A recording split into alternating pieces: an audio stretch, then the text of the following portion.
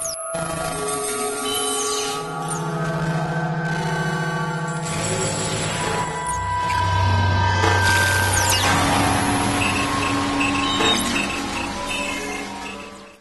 Aura, what is it? Well, unless you've been living under a rock, you had to have heard Avaya's announcement at VoiceCon.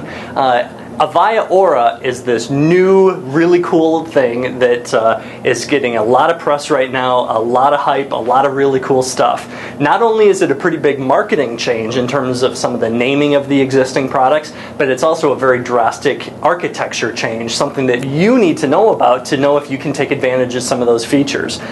For some of you, the Avaya Aura is just going to be a name change. If you're a small to medium customer, your system isn't very complicated. Maybe you've been able to fit under the existing flatten, consolidate, and extend model that Avaya has been doing for the last 5 or 6 years. If that describes you, literally, Avaya Aura is just going to be a name change. If you upgrade to release 5.2 in May, or anything going forward, instead of calling it Communication Manager, you're now going to call it Avaya Aura Communication Manager. So for some of you, that's all it's going to be. And there's some really cool features that are coming in 5.2 that are very similar to the way we've done it before. But for some of you, Avaya Aura represents a really drastic departure, really being driven by a thing called Session Manager, and technically it's Avaya Aura Session Manager. Okay, so that whole concept comes in and says, for those of you that did not work real well with flatten, consolidate, and extend. And for those of you that might not be familiar with the FCE model, think of it as, back in the old day, one building equals one PBX.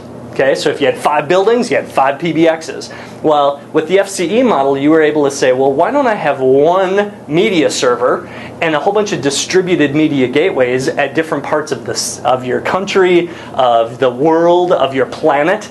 And what if I could take all of those together and have one system with one set of right to use, one point of administration, yet still have the redundancy and the survivability that you needed to truly be a good enterprise communication solution? So that all sounds great, but some of you weren't going to fit into that model. There are 3 reasons, in my opinion, as to why you might not fit into that model really well. The first one is you've got a really ugly dial plan. We'll call it UDP, yet another version of UDP.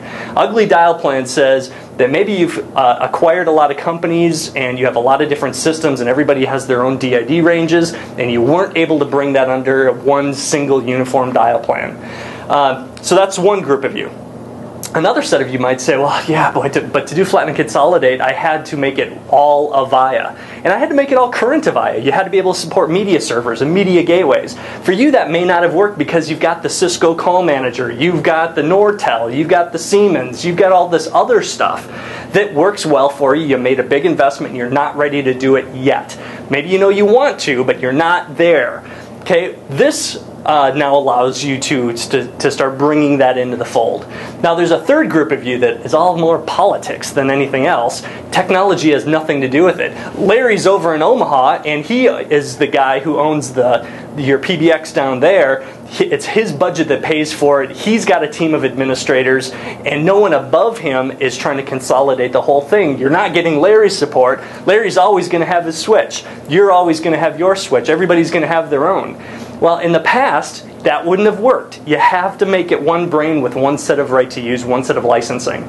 But now when I start looking at Avaya Aura, driven by Avaya Aura Session Manager, I can now take all of it together. I can link these systems and bring them truly unified together. For my older systems, my non-Avaya systems, well, we'll say my older systems, maybe they don't support SIP, because Avaya Aura is really dependent on the concept of SIP, Session Initiated Protocol. If I can't do that, I'm going to have to get a gateway, and there's a ton of them out there that Avaya supports. One of them is audio codes, another is Acme Packet, and it takes T1s from your PBX, converts them to SIP, and then sends it out to the Avaya Aura Session Manager, driven by Session Manager, and makes it all link in together. Now, maybe you have a Cisco Call Manager or Nortel that supports SIP natively. Great, you don't need the converter. The beauty of it is I can link it all together. If somebody's doing a proprietary version of SIP, which believe me, most of them are, I can do a thing called adaptations, and I can put the headers back in the right spot. I can all make it work together. I can take features that might have been buried behind one of your PBXs, like modular messaging, meeting exchange, voice portal. I can put it in front of the communication manager, put it into the session manager cloud, and bring it all together and share it and truly extend it. Avaya Aura, check it out.